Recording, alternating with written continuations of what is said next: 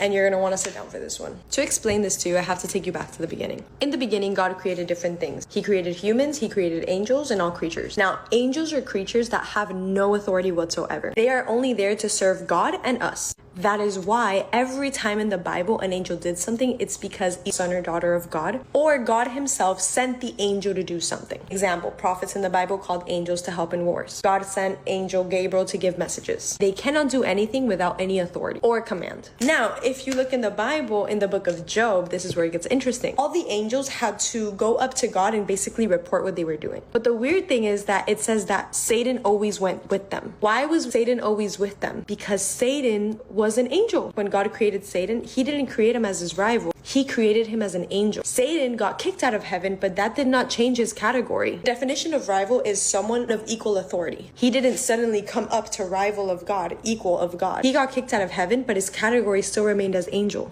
So every time that angels have to report to God, Satan has to report to God till this day. And that's why in the Bible it says God asked him, what were you doing? And Satan says, I was roaming around the earth. And then he gives the famous Bible verse, have you considered your son Job? And even then, when what he wanted to do to Job, he had to ask God for permission. Why? Because angels cannot move unless it's by a command or authority. Who are the only people that give command and authority? You or God. Now I want you to get this straight. Your whole life, you thought and you've been saying, oh my God, Satan is in between my house. Satan is taking over my heart. Satan is taking over my relationship, my marriage. But you forgot that Satan was just an angel. And angels can't move by their own authority. The only way that they can move is because they're sent either by God or you. So every time that you opened a door to sin, or every time that you spoke death about that certain person, example, my husband is so stubborn, I'm never gonna get that job. You automatically gave that angel, Satan, authority over those things because he could only move by command and authority. I have the power because I have a hand. I could slap you right now if I wanted to. I have the ability to slap you. But if you called the cops on me, I would go to prison. Why? Because